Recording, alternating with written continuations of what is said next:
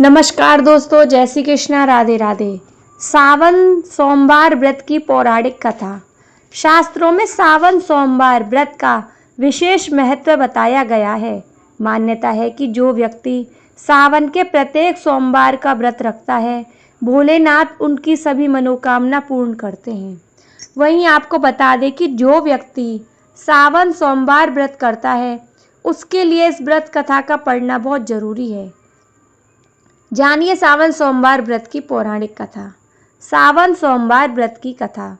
एक समय की बात है, किसी नगर में एक साहूकार रहता था। उसके घर में धन की कोई कमी नहीं थी, लेकिन उसकी कोई संतान नहीं थी। इस कारण वह बहुत दुखी था। पुत्र प्राप्ति के लिए वह प्रत्येक सोमवार व्रत रखता था और पूरी श्रद्धा के साथ शिव मंदिर जाकर भगवान शिव और पार्वती जी की पूजा करता था। उसकी भक्ति देखकर एक दिन मां पार्वती प्रसन्न हो गई और भगवान शिव से उस साहूकार की मनोकामना पूर्ण करने का आग्रह किया। पार्वती जी की इच्छा सुनकर भगवान शिव ने कहा कि हे पार्वती, इस संसार में हर प्राणी को उसके कर्मों का फल मिलता है और जिसके भाग्य में जो हो उसे भोगना ही पड़ता है। लेकिन पार्वती जी ने साहूकार की भक्ति का मान रखने के लिए उसकी मनोकामना पूर्ण करने की इच्छा जताई। माता पार्वती के आग्रह पर शिवजी ने साहूकार को पुत्र प्राप्ति का वरदान तो दिया, लेकिन साथ ही यह भी कहा कि उसके बालक की आयु केवल 12 वर्ष होगी। माता पार्वती और भगवान शिव की बातचीत को साहूकार सुन रहा था। उसे ना तो इस बात की खुशी थी और ना ही दुख। वह पहले की भांति शिवजी की पूजा अर्चना करता रहा। कुछ समय के बाद साहूकार के घर एक पुत्र का जन्म हुआ। जब वह बालक 11 वर्ष का हुआ तो उसे पढ़ने के लिए काशी भेजने के लिए उसके मामा को बुलाया गया। साहूकार ने पुत्र के मामा को बुलाकर उसे बहुत सारा धन दिया और कहा कि तुम इस बालक को काशी विद्या प्राप्ति के लिए ले जाओ और मार्ग में यज्ञ कराना। जहाँ भी यज्ञ कराओ वहाँ ब्राह्मणों को भोजन कराते और दक्षिणा देते हुए जाना। दोनों मामा भांजे इसी तरह यज्ञ कराते और ब्राह्मणों को दान दक्षिणा देते काशी जी की ओर चल पड़े। रात में एक नगर पड़ा, जहां नगर की राजा की कन्या का विवाह था। लेकिन जिस राजकुमार के साथ उसका विवाह होने वाला था, वह एक आंख से काना था। राजकुमार के पिता ने अपने पुत्र के काना होने की बात को छुपाने के लिए एक चाल सोची। साहूकार के पुत्र को देखकर उसके मन में एक विचार आया। उसने सोचा, क्यों न इस लड़के को दूल्हा बनाकर राजकुमारी से विवाह करा दूं।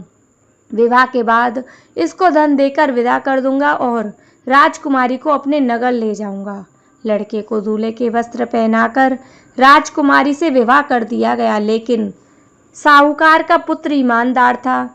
उसे यह बात न्याय संगत नहीं लगी।